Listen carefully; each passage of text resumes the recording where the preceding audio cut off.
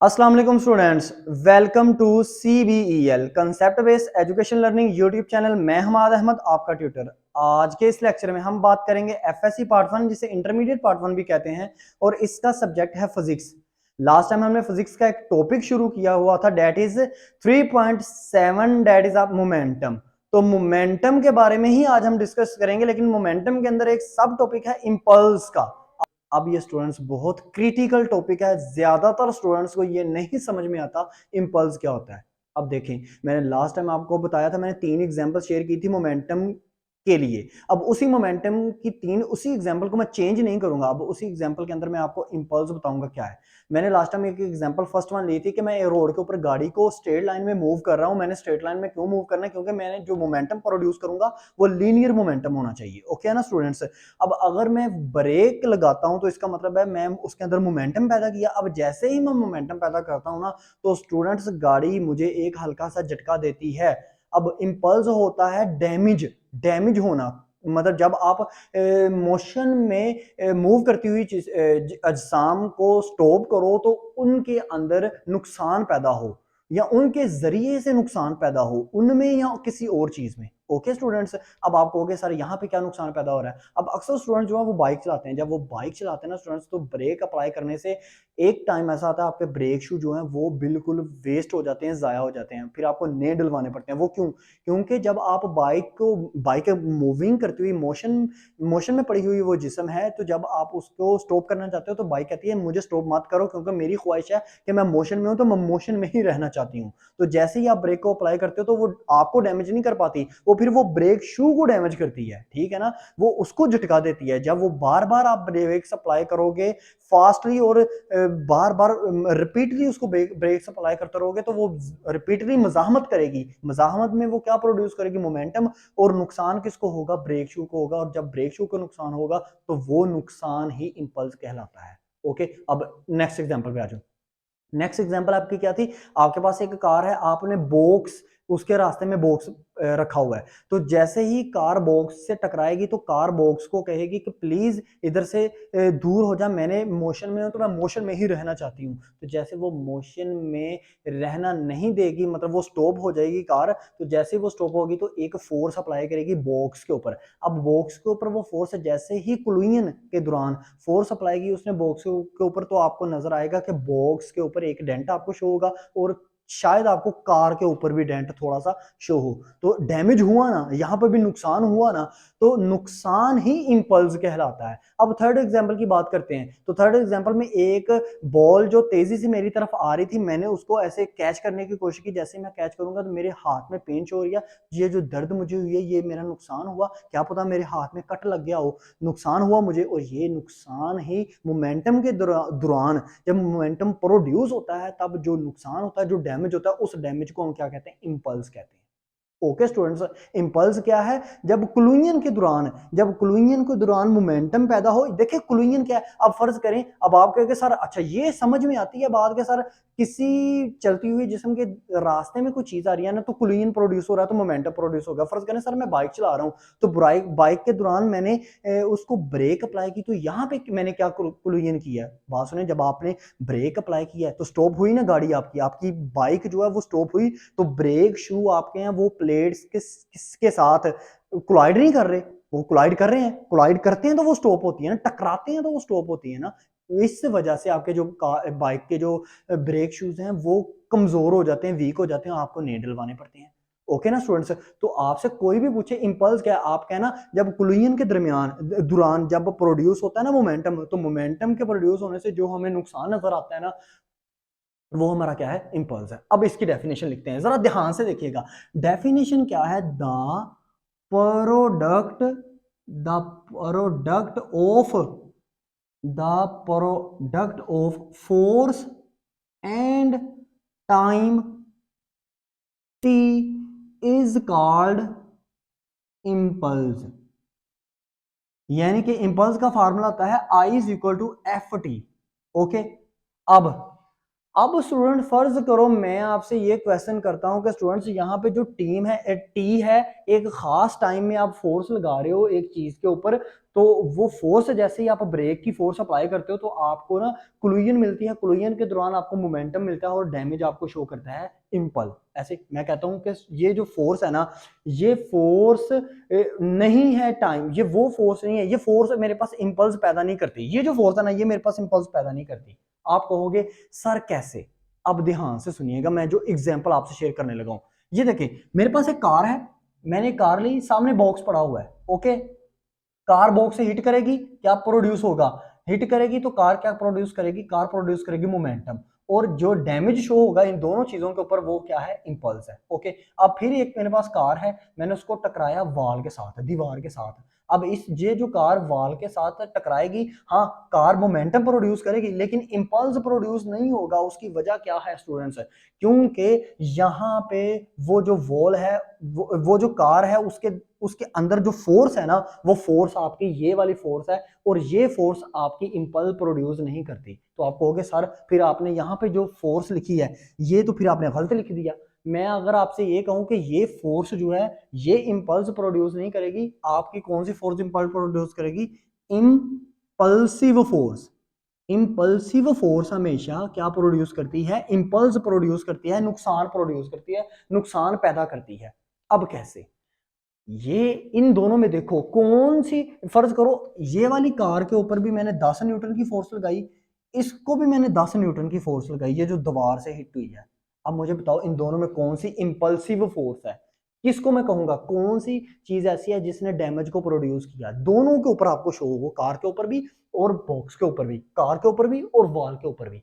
किस चीज के ऊपर आपको नहीं शो हो रहा ये इंपल्स नुकसान? वॉल के ऊपर आपको कोई नुकसान नहीं शो हो रहा। इसका मतलब है ये जो आपने फोर्स लगाई है ना 10 न्यूटन की कार पे ऊपर जो अप्लाई की वॉल को हिट करने के लिए, टकराने के लिए, तो वहां पे आपको मोमेंटम प्रोड्यूस हुआ लेकिन वॉल को कोई नुकसान नहीं हुआ। इसका मतलब ये जो फोर्स है ये आपकी इंपल्सिव फोर्स नहीं है।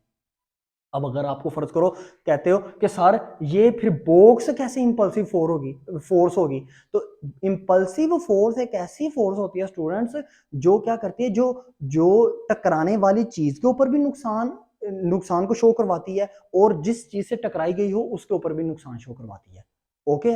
अब इंपल्सिव फोर्स के लिए ना एक चीज अपने माइंड में रखना, जो चीज फर्ज करें कार है, अगर वो एक ऐसे मटेरियल से टकरा रही है जो कि फ्लेक्सिबल नहीं, लचकदार नहीं, तो याद रखिएगा कभी भी उसके अंदर इंपल्सिव फोर्स नहीं हो सकती। ठीक है, जैसे ये वॉल है, वॉल एक फ्लेक्सिबल नहीं, इसलिए इसलिए वॉल के साथ जब कार टकराएगी ना तो कार जो है वो मोमेंटम प्रोड्यूस कर देगी लेकिन इंपल्स कभी प्रोड्यूस नहीं करेगी, नुकसान डैमेज कभी वॉल के ऊपर प्रोड्यूस नहीं करेगी। ठीक है ना? क्यों? क्योंकि वॉल जो है वो लचकदार नहीं है, बॉक्स लचकदार है। ये इसकी एग्जांपल इस तरह ले लो, जैसे आप फुटबॉल खेलते हो ना, तो फुटबॉल को जैसे आप फुट से किक लगाते हो, तो जब आप किक लगाते हो कभी गौर से मुशाहदा करना कि फुटबॉल के जिस पार्ट के ऊपर ऐसे किक लगाई जाती है ना, ये फुटबॉल है, इसके जिस पार्ट के ऊपर किक लगाई जाती है ये हल्का सा अंदर को जाता है, फिर ये क्या होता है, बाहर निकल आता है, बाहर अपनी इनिशियल पोजीशन के ऊपर आ जाता है। क्यों? क्योंकि ये एक लचकदार है, बॉल एक लचकदार चीज है, इसलिए जब आप इसको हिट लगाते हो ये दूर तक जाता है। क्योंकि ये जो इसके ऊपर, इस बॉल के ऊपर जो पांव से आप फोर्स लगा रहे हो ना, वो फोर्स किस में कन्वर्ट हो जाती है? जब ये लचकदार चीज से टकराती है ना, तो वो फोर्स नहीं रहती, वो फिर इंपल्सिव फोर्स बन जाती है। अब यही आपके पास ईंट हो, ईंट को फुट से लगाओ हाँ ठोकर, तो ईंट जाएगी दूर? कभी भी नहीं जाएगी। क्यों? आपको पेन होना शुरू हो जाएगी, आपका नुकसान होगा, उस चीज का नुकसान नहीं होगा। क्यों? क्योंकि वो चीज लचकदार नहीं है। वो जो मटेरियल, जिस मटेरियल के ऊपर आप फोर्स अप्लाई कर रहे हो, एक खास टाइम में जो फोर्स अप्लाई कर रहे हो, वो फोर्स जिस मटेरियल पे अप्लाई की जा रही है, वो मटेरियल जो है वो हार्ड मटेरियल है, वो लचकदार मटेरियल नहीं है, ठीक है, फ्लेक्सिबल मटेरियल नहीं है। ठीक है, तो इसका मतलब है आपकी कोलिजन के दौरान जो, अगर आपने इंपल्स प्रोड्यूस करना है, नुकसान प्रोड्यूस करना है, तो इसका मतलब है जिस चीज से आपकी मूविंग मोशन में आती हुई बॉडी जिस चीज से टकरानी चाहिए, वो चीज आपकी फ्लेक्सिबल होनी चाहिए। ओके स्टूडेंट्स, बात को अंडरस्टैंड आपने किया? ये बात को लाजमी अंडरस्टैंड कीजिएगा। इसका मतलब है इस फार्मूले में जो फोर्स है वो फोर्स नहीं खाली, वो इंपल्सिव फोर्स है। इस फार्मूले के अंदर जो फोर्स है वो क्या है, इंपल्सिव फोर्स है, ये याद रखिएगा बात। और जिस चीज में इंपल्सिव फोर्स ना हो उसको नॉन इंपल्सिव फोर्स कहते हैं। जैसे ये वॉल है, जैसे मैंने फुट से आपको ठोकर मारने वाली एग्जांपल ईंट को दी, तो ईंट में इंपल्सिव ईंट के अंदर फोर्स नहीं जाए। अच्छा, इंपल्सिव फोर्स इंपल्सिव कब बनती है, फोर्स इंपल्सिव कब बनती है, जब जिस जिस चीज से आप उसको ठोकर हिट करो तो उस चीज के अंदर भी थोड़ी सी फोर्स जानी चाहिए। जैसे फुटबॉल फुटबॉल को जब ठोकर लगाते हो तो फुटबॉल दूर जाता है, वो क्यों, वजह क्या है, क्यों फुटबॉल एक फ्लेक्सिबल है, जब आप फोर्स लगाओगे ना तो हल्की सी फोर्स उस मटेरियल के अंदर भी जज़ब होगी, वो मटेरियल इस काबिल है कि आपकी फोर्स को अपने अंदर अडोप्ट कर लेगा। वॉल या ईंट ये एक हार्ड है, ये हार्ड चीजें हैं, ये हार्ड है, इस वजह से ये कभी फ्लेक्सिबल नहीं है। इस वजह से आप जब जितनी भी इसके ऊपर फोर्स लगाओ ये उस फोर्स को अपने अंदर अडोप्ट नहीं करते, जज़ब नहीं करते। जब जज़ब नहीं करते तो फोर्स आपकी फोर्स ही रहती है, इंपल्सिव फोर्स नहीं बनती, वो नॉन इंपल्सिव फोर्स बन जाती है। ओके स्टूडेंट्स, अब देखिएगा, ध्यान से समझिएगा, खाली फोर्स और टाइम का आपस में रिलेशन है डायरेक्ट। फोर्स बढ़ेगी, टाइम टाइम ज्यादा होगा, जैसे ही टाइम इंक्रीज करता जाएगा आपका फोर्स भी इंक्रीज करती जाएगी। लेकिन एक यहां से बात अंडरस्टैंड कीजिएगा, फोर्स टाइम और इंपल्सिव फोर्स के अंदर इनवर्स का रिलेशन है। मिसाल के तौर पर देखो जरा ध्यान से, अगर टाइम कम होगा ना आपकी इंपल्सिव फोर्स ज्यादा होगी, अगर टाइम ज्यादा होगा ना तो इंपल्सिव फोर्स कम होगी। मतलब कैसे, ये देखो, जब ना, अब ये वॉल, पहले मैं कार और वॉल की एग्जांपल से शुरू करता हूँ। अब ये वॉल जो है ये एक नॉन इंपल्सिव फोर्स है ना, ऐसी यानी कि इसके अंदर ये फोर्स को अडोप अपने अंदर जज़ब नहीं कर पाएगी।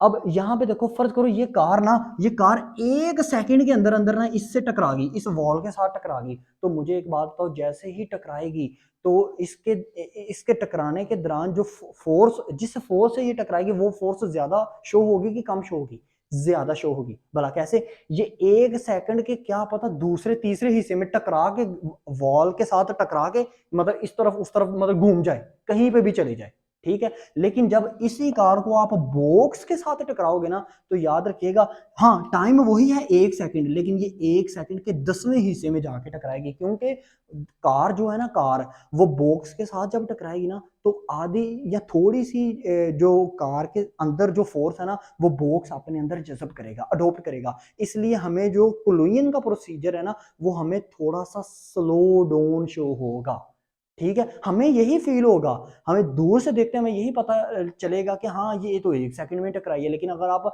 उसका एक मतलब बेगौर मुशाहदा उसका करें ना, माइक्रोस्कोपिक की मदद से उसका मुशाहदा किया जाए, तो साइंसदानों ने ये अंदाजा लगाया कि जब फ्लेक्सिबल चीज के साथ कोई चीज मोशन में पड़ी हुई कोई चीज उसके साथ टकराती है ना तो तब वो जो आगे फ्लेक्सिबल चीज होती है वो जो टाइम लेती है वो टाइम ज्यादा कंज्यूम करती है।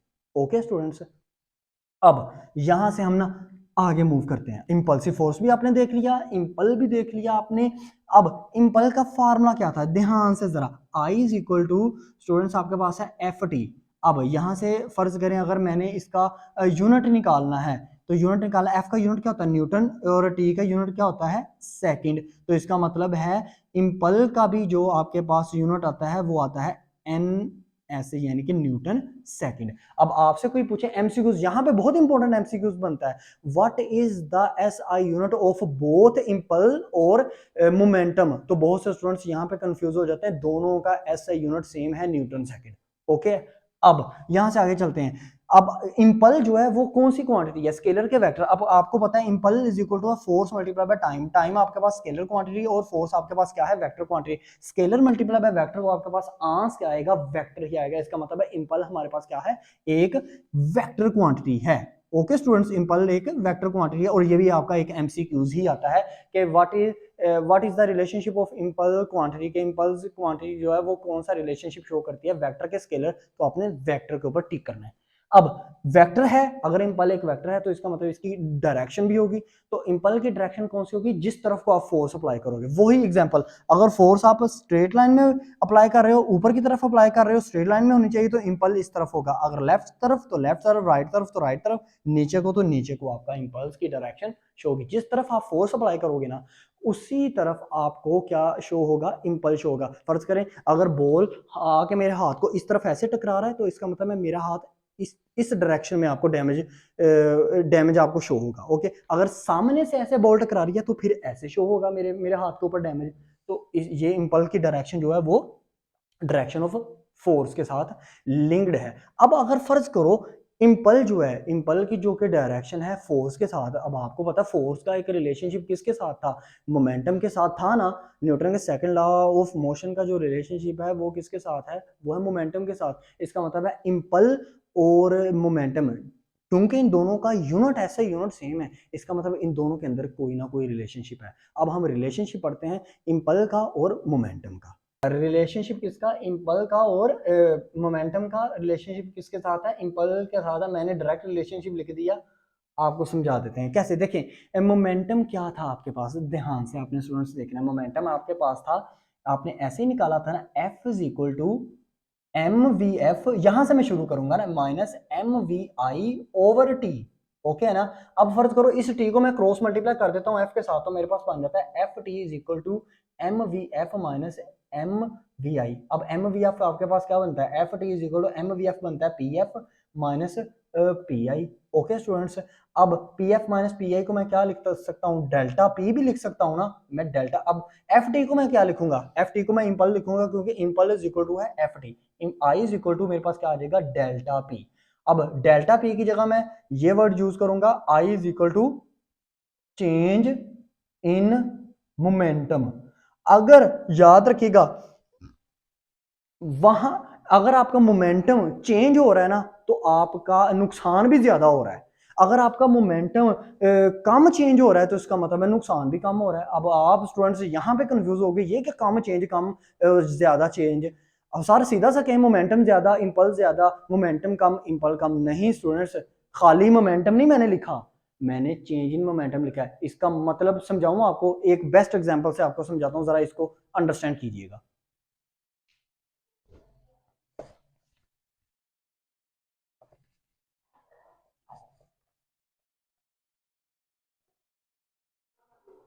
आप स्टूडेंट्स देखो, एक कार है, वो वही कार जो मैंने एग्जांपल आगे ली है, एक कार बॉक्स के साथ जो टकरा रही है ना स्टूडेंट्स, ये ये फर्ज करो 5 सेकंड में टकरा रही है, लेकिन जी मैंने टाइम सेम ही रखा 5 सेकंड।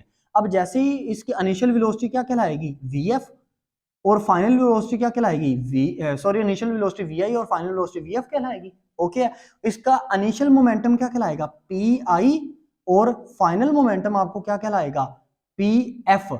ऐसे ही है। अब एक मुझे बात बताओ, फर्ज करो ये जो कार बॉक्स के साथ टकराई, इसमें मोमेंटम प्रोड्यूस हुआ, मोमेंटम जैसे ही टकराने के बाद गाड़ी स्टॉप हुई ना, मोमेंटम प्रोड्यूस हुआ इसमें 10, ठीक है 10 न्यूटन सेकंड। ओके, क्योंकि इसका ऐसा यूनिट है ना।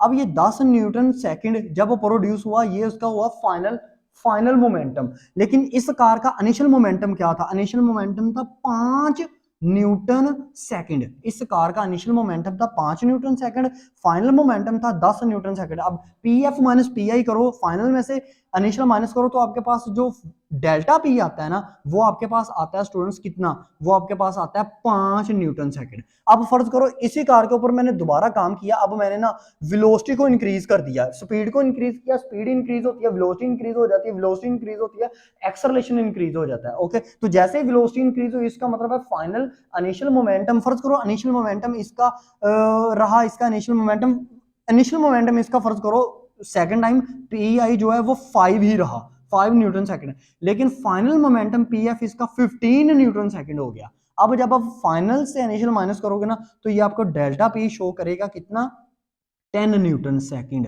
अब यहां पे ये क्या काम हुआ, फर्स्ट टाइम जब आपने इस गाड़ी को कोलाइड करवाया, टकराया इसके साथ बॉक्स के साथ, तो आपको मोमेंटम मिला कितना, आपको 5 न्यूटन सेकंड। सेकंड टाइम आपको मिला 10 न्यूटन सेकंड।